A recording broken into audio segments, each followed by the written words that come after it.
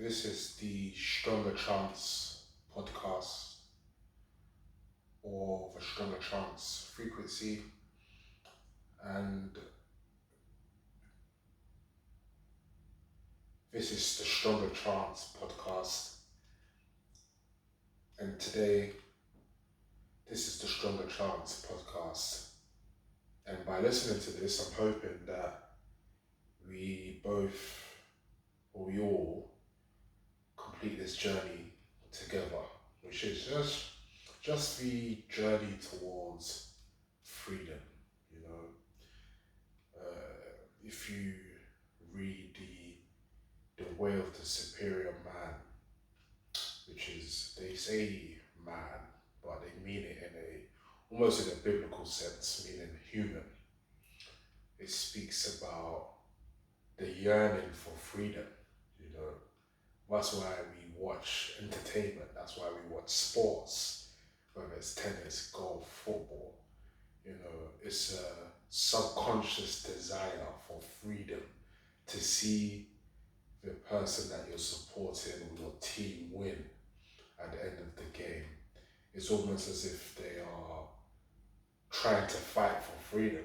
They're, as a team, banding together, trying to win the competition, i.e., it's a good representation of fighting for freedom.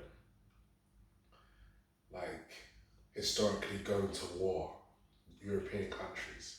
So, you know, essentially two great nations or multiple nations going to war, fighting for their freedom.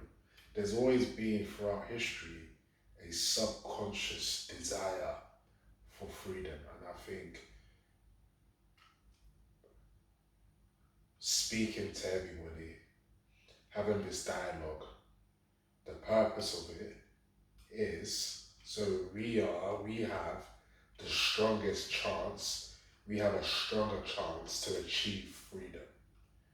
You know, I'm not going to sit here and say I'm a financial guru or I'm a love guru or I'm any type of guru, but I do have a unique perspective on life coming from an impoverished neighborhood to still loving my neighborhood, but also being in a corporate environment. And hopefully, by following this conversation, these podcasts, the literature that we're going to produce, you know, the stories that I'll tell about life, my every day and every week stories, and speaking about general news and putting my perspective on it. Hopefully, and I will learn along the way, but hopefully we boost our chances of success and our chances of achieving freedom. And freedom can mean a lot of different things for different people. Freedom for me means, you know, building a house, it's fully built, no mortgage, no rent, no nothing. I can sustain myself off the land and the house, have a family in the house, and go off grid. That's me.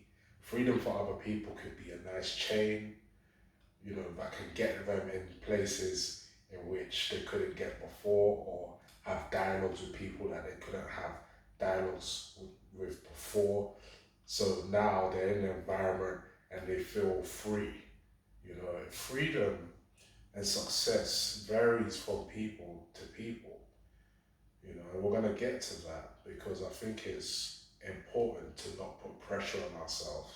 So we have that mental clarity so we can excel in life and achieve our version of freedom. If you're competing with somebody else's version of freedom, then it could impede what you want to do and what you set out to achieve. But speaking of mental clarity, I think what's so underrated, especially in the black community, but not in just the black community, every community, is sleep. What is so underrated is sleep. We do not get enough sleep. They recommend 7 to 8 hours sleep a day, which is pretty difficult to do. I understand, unless you have discipline and you're organized to say, I'm getting 7 to 8 hours sleep today. I don't care. I feel tired. I'm getting 7 to 8 hours sleep today. Bupa, the heart, I believe they're heart and health charity.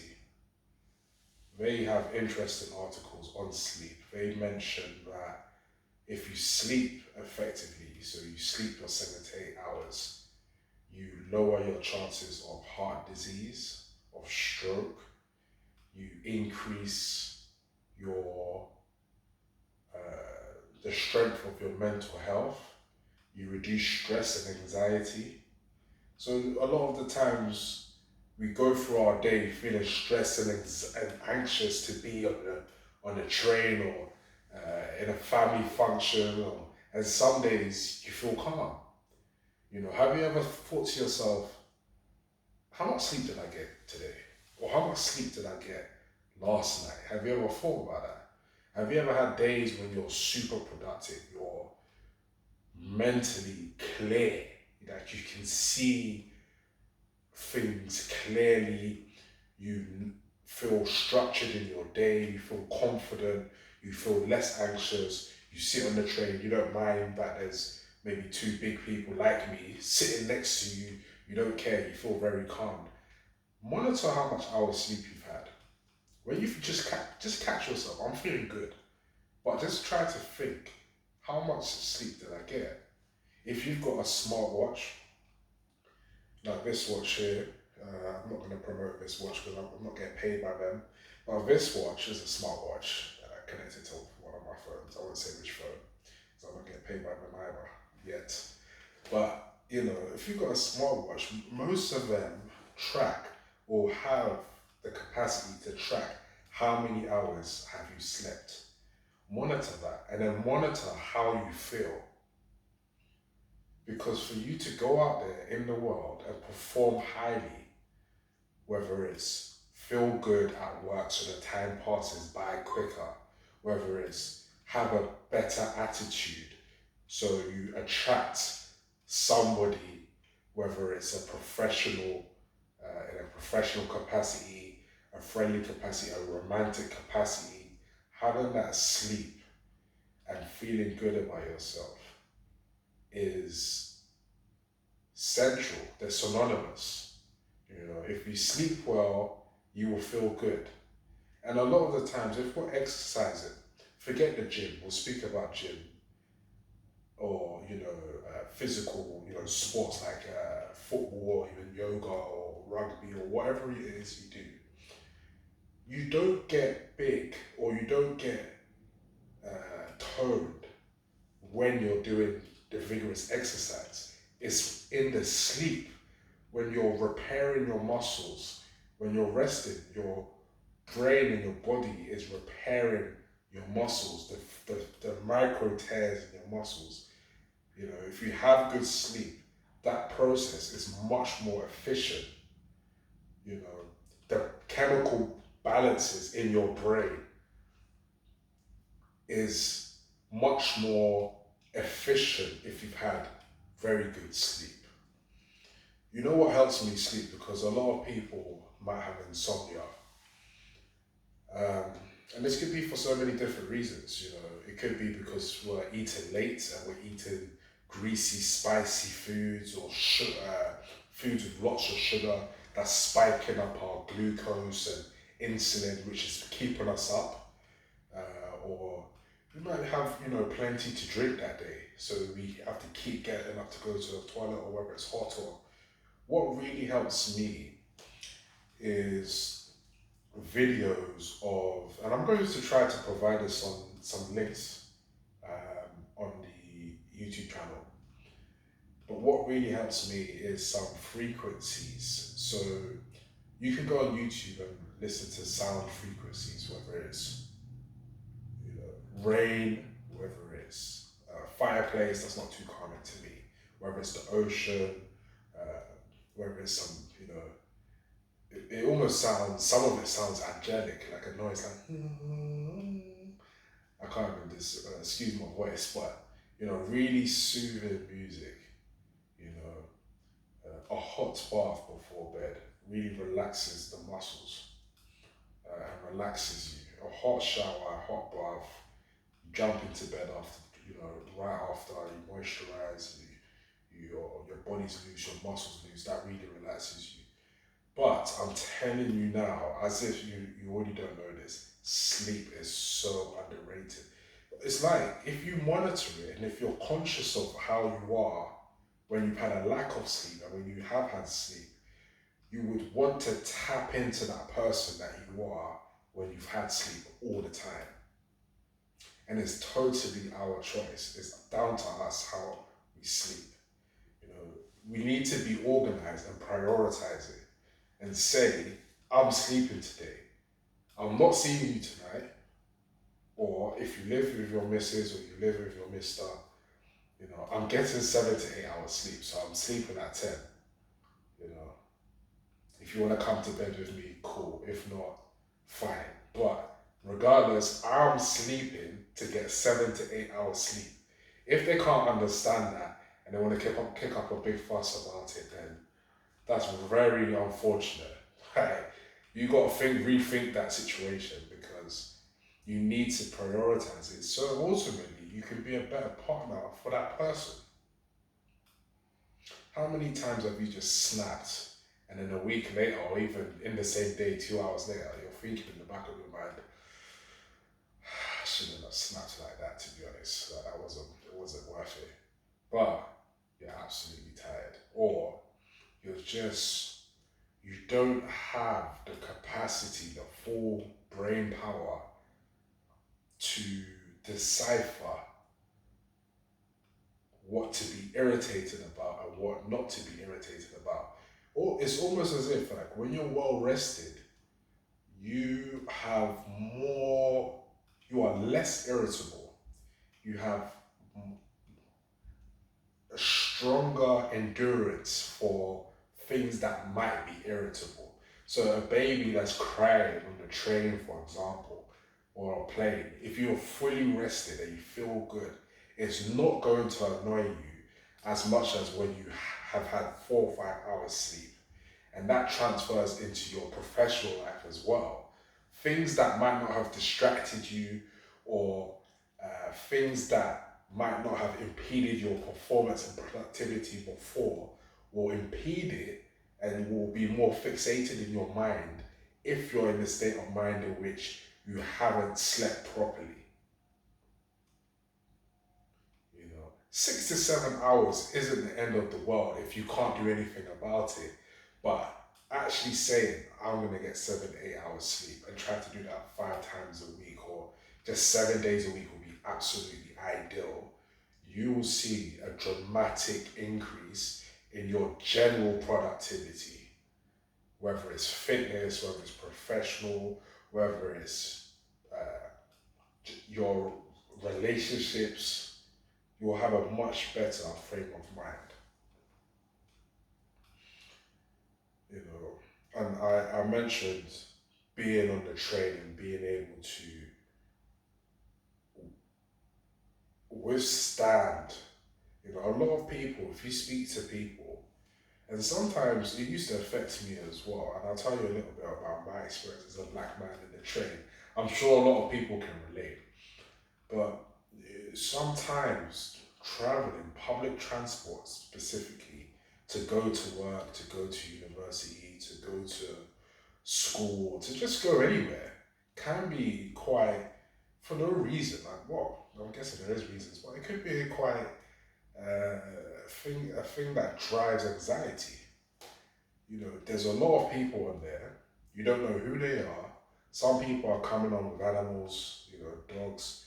Some people are just quite frankly weird. Like, if you're in the London, especially in London, yeah, and this applies to everywhere really, buses in Spain or in Italy or in Africa or in America or Asia, where you have to share public transport with people And trust me, in Africa and Ghana, specifically or Nigeria, it could be much worse. You know, no disrespect, of course. Their coaches and buses are underrated. They have air conditioning, it's nice. But you could be sitting next to somebody with a chicken in the bus, you know, or a goat on the bus. It could be much worse.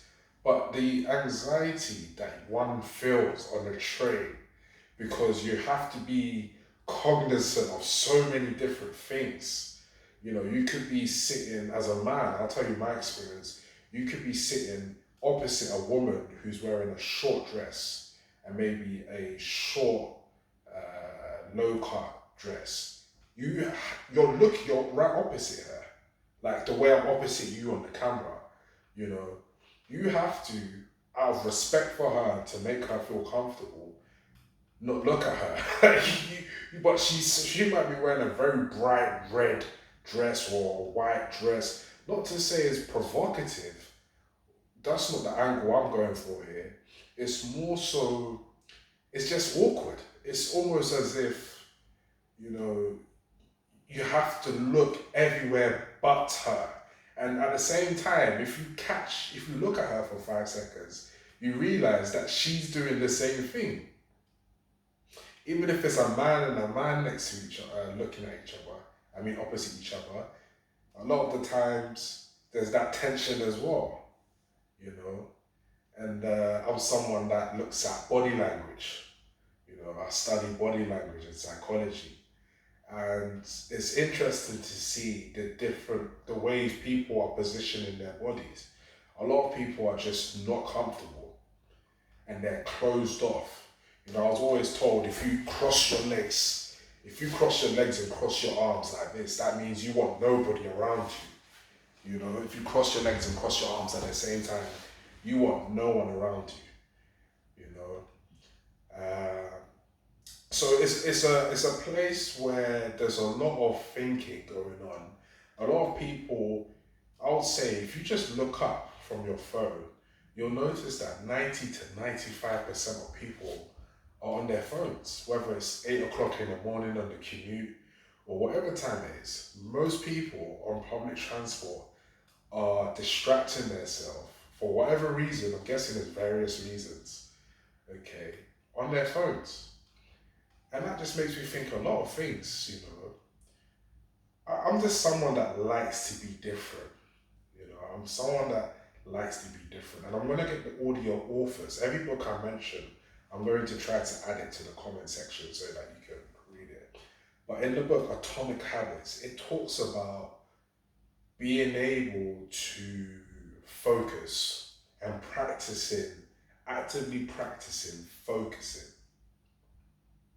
So what I try to do on the train, a challenge I try to do, is let me try to be different from everybody else on the train. So what I do is I don't use my headphones and I don't use my phone. And if I'm on the train or public transport for 45 minutes, I'll practice not touching my phone, not touching my headphones for 45 minutes. And the reason why I do that is because think about it, just think about this.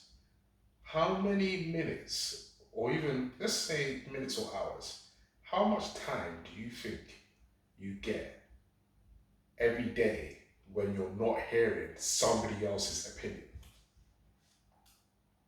But it's just your objective thought. We get in the car, the radio's on, or Spotify's on, or YouTube's on. You could be listening to a podcast that's somebody else's opinion or somebody else's thoughts. You could be listening to the same playlist that you always listen to, or even new music that's somebody else speaking to you. You could be listening to the radio, whether it's some political show, whether it's some sports show, whether it's an announcement for tickets, whether it's an interview. You're always listening to somebody. How many minutes, other than when you're sleeping, when you're actually conscious, when you're up, how many minutes do you get when you're not listening to anybody? Think about that. I realized that it's not much. It is not much. In a day, before I started practicing this, I would just put my headphones in, listen to music, go on a train, get to work. I'm listening to my team. I'm listening to directors, listening to customers, listening to clients. Finish, or at lunchtime, watch YouTube, eat my lunch. I'm watching YouTube at the same time. So I'm consuming other people's thoughts and opinions again. All their stresses and anxieties that they're speaking about. Of course, if you're in the office somewhere, you're speaking to people. If you're working from home, it might be likely that you've got music on in the background, or you've got a podcast on in the background, which obviously there's nothing wrong with that, but there's nothing wrong with it. But the point is, how many minutes of the day do you practice just listening to your own thoughts,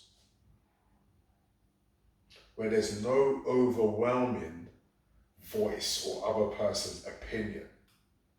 How many, and what that does, in my opinion, is that it increases your ability to focus for sustained periods of time.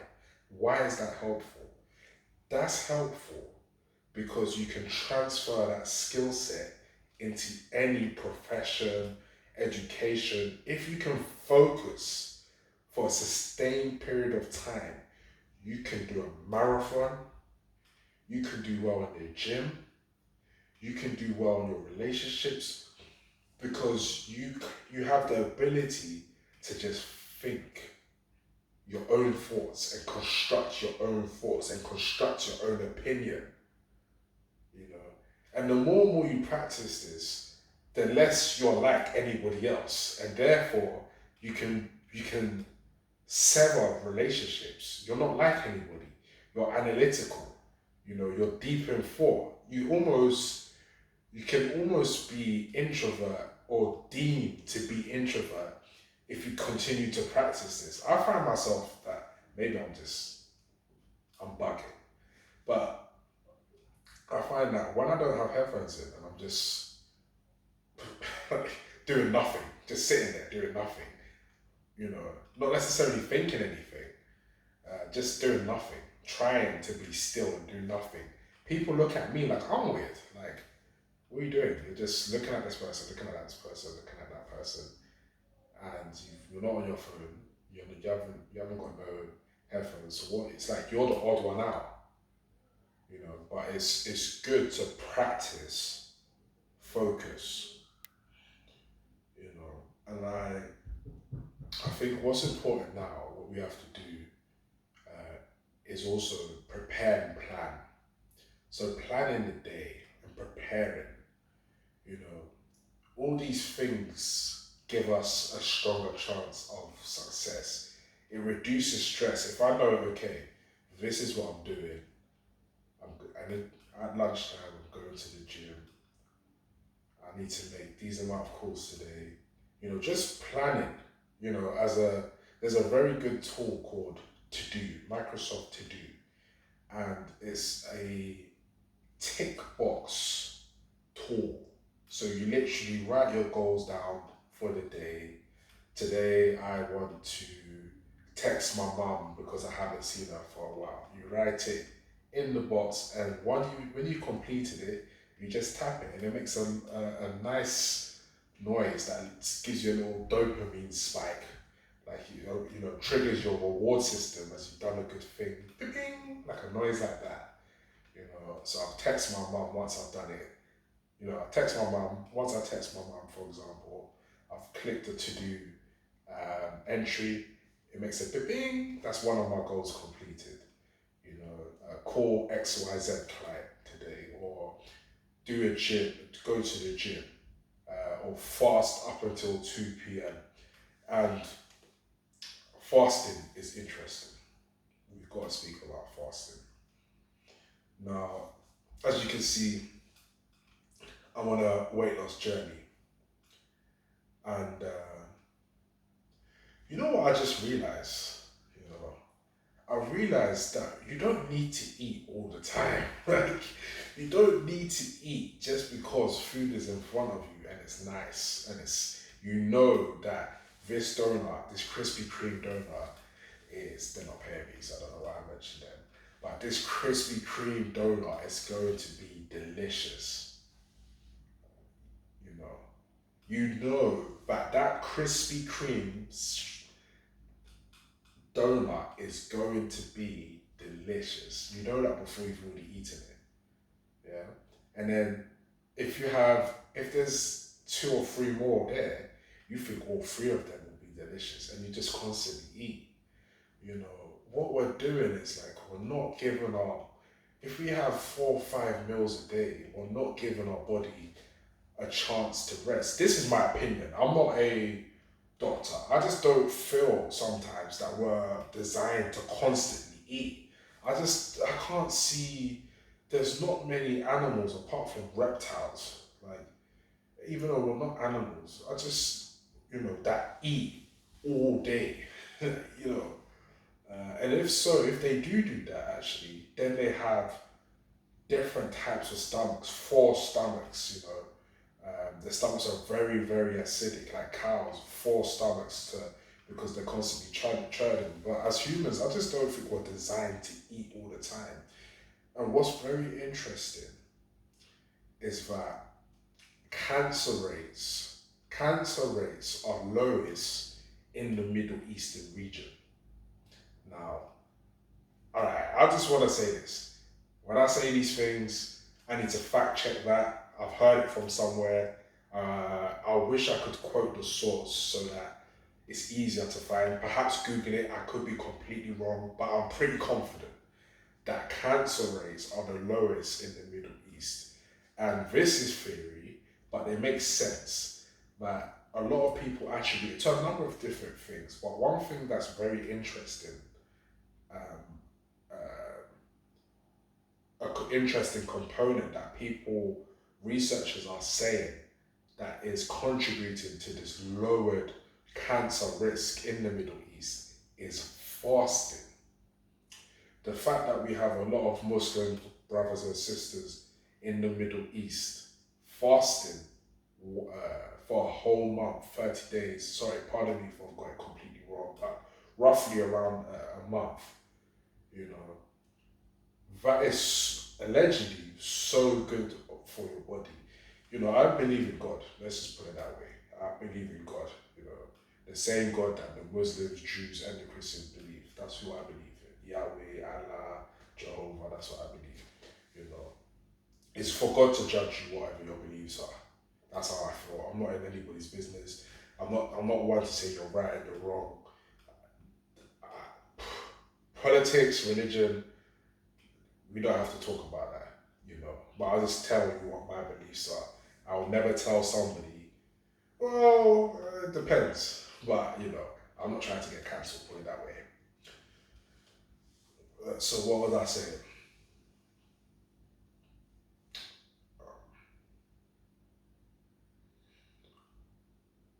Fasting.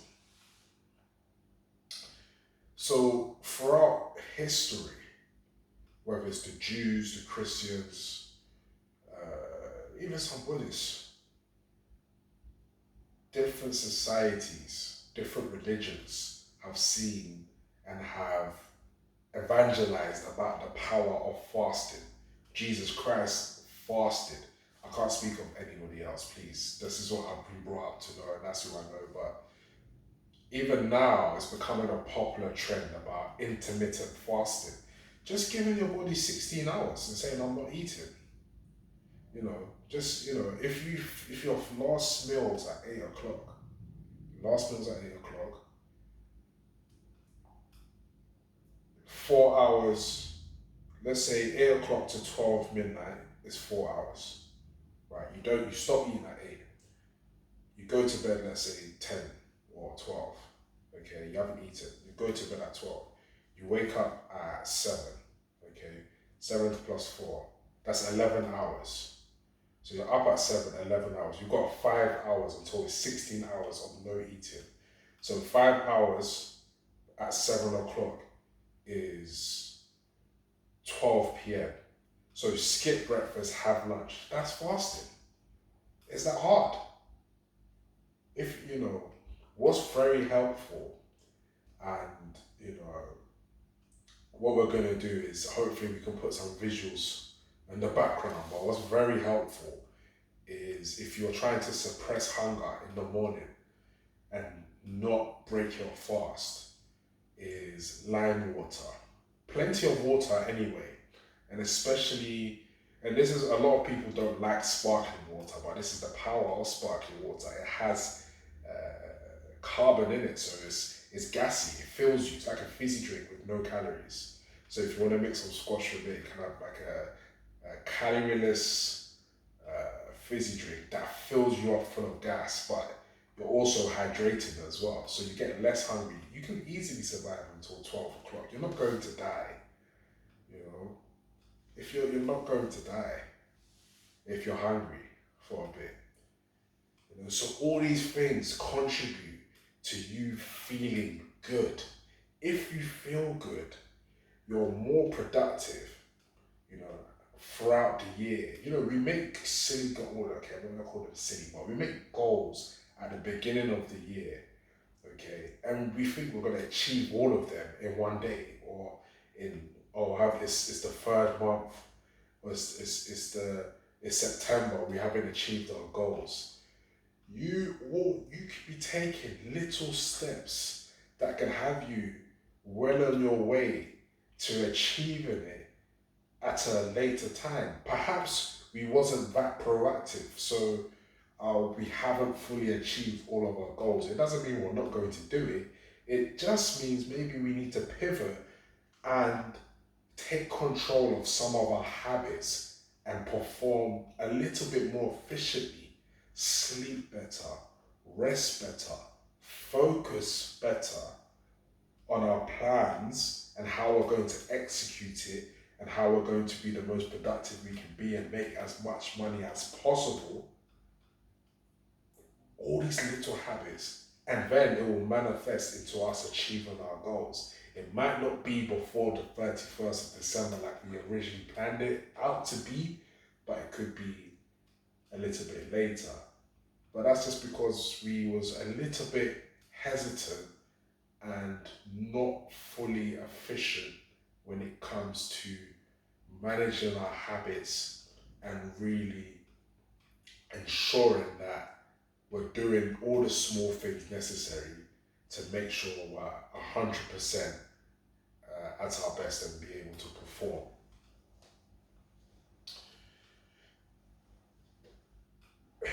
So, you know, with Stronger Chance, we're speaking about giving us the strongest chance, you know, giving us a stronger chance to succeed in life. And that, of course, we explored, you know, success can be a lot of different things. Now, for a lot of people, success is wealth. Success is having a family and managing a family and rearing a new generation that you've created or extending your family, passing on and creating a new generation of children and raising them up to be adults and expanding your family and legacy. A lot of people see that to be success. A lot of people have this conundrum and this problem, and now I'm dealing with this with different people of my age. We're all in it together, trying to work out this life of balancing having a legacy, a family, but also trying to be successful professionally, whether that's growing our own business or climbing through the corporate ladder whilst managing our family, you know, and sometimes that requires a lot of sacrifice. I always say to myself, because just quite frankly, I have no family. All right, well, I come from a very big family, but I have no wife or children at this stage of my life. But I do have friends that have wives and children and family, and I'm in the place whereby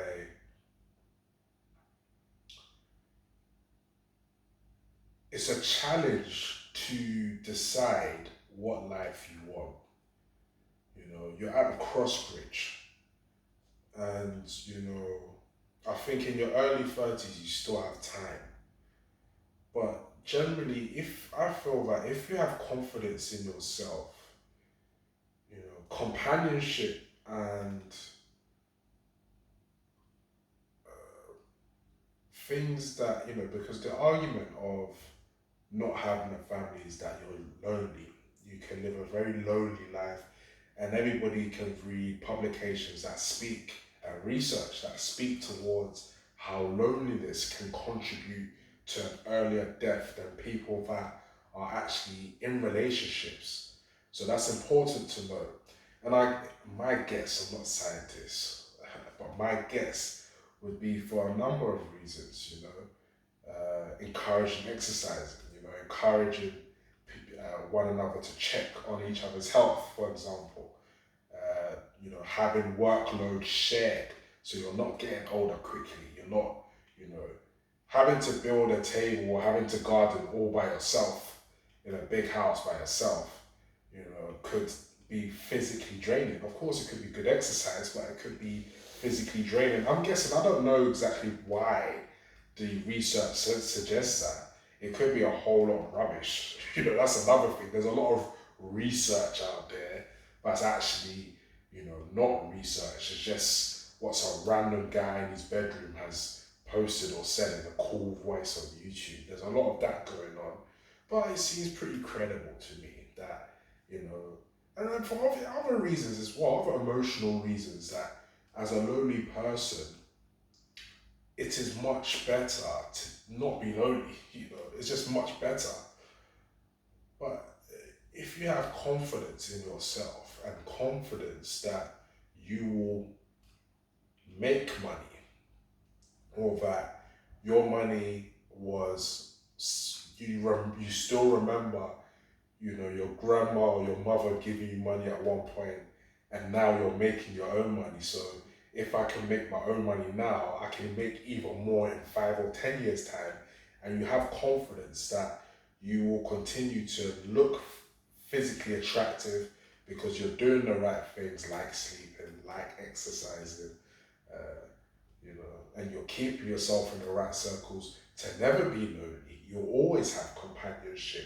Then why should that person go and have a family?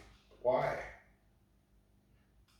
Why should that person who really enjoys their life, you know, go and have a family when you've heard about all the different experiences that people go through when they have a family? A lot of time people say, and obviously I want to mention this, having a family to me is a very beautiful thing. It's beautiful, and I believe that it's good to bring children on this earth. Even if it doesn't matter about the dynamics, well, I think certain dynamics are statistically better for children's chances of staying out of trouble and succeeding.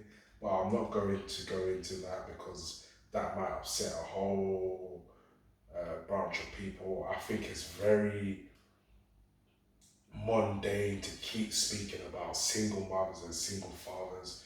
I think I'm not going to add anything new to that conversation. And quite frankly, I don't know if that research and statistics is true, so I'm not going to talk about that. I grew up with both of my parents, but I just don't feel right speaking about single parents and how that affects children. Because to me, I've seen a lot of people come from single homes and do very well in life, go to university, get good jobs, are on the property ladder. Even if you're not on the property ladder, they live very good lives. So I don't want to talk about that. But the dynamic is not so important, but having children and passing on your legacy, to me, that's a good thing. But the problem and the challenge is when do you sacrifice your time, and when do you have children?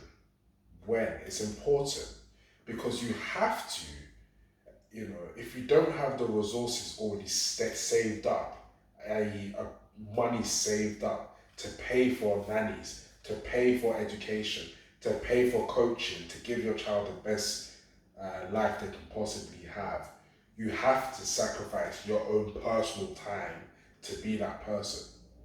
Your life experiences, your knowledge, perhaps your education can raise a very good child. Very good child. Your know how with kids, your bad experiences that you know what not to do with children and what to do, what not, some things that happen to you that you would never want for your children.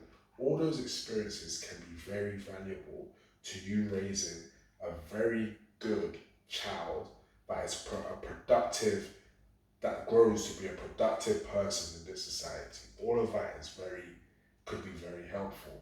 But you have to sacrifice some of your personal time or professional time in some instances to raise that child if you don't get the timing right. And I've seen that a lot of the time.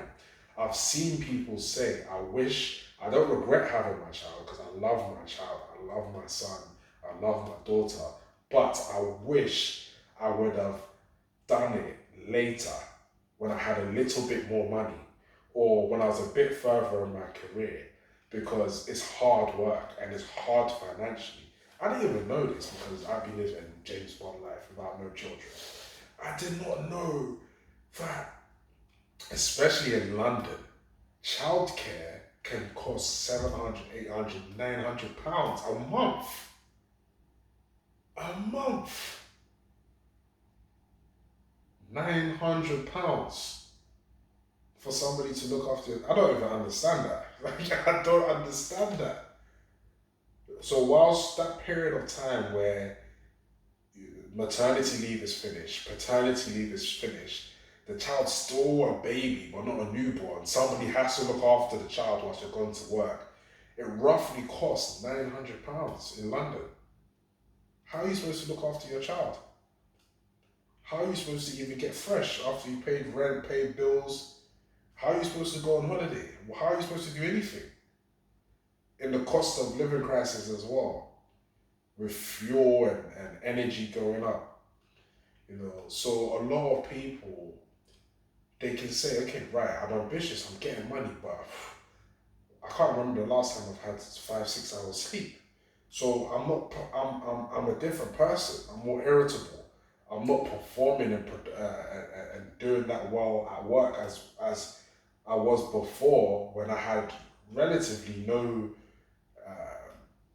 I had much more time where I could stay at work an extra hour, hour and a half, do extra shifts, do some extra activity, some side businesses. I had the time to do that when it was all ideas in your mind.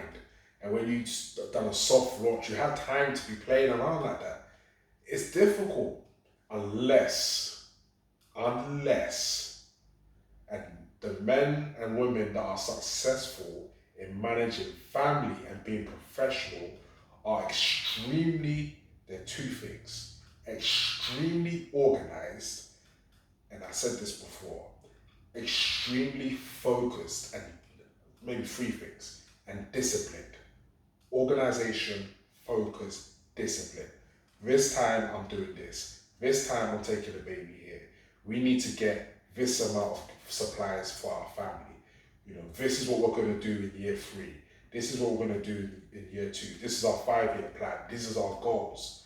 These are the little steps I have to achieve. Yes, I want to have a social life. Yes, I want to go and play football or basketball or badminton or tennis or go to the gym. I can only go at these times. I can't go at this every day of the week like I used to. I can only go on a Tuesday, for example, at 7 p.m. I'm going to communicate effectively with my partner. This is our plan.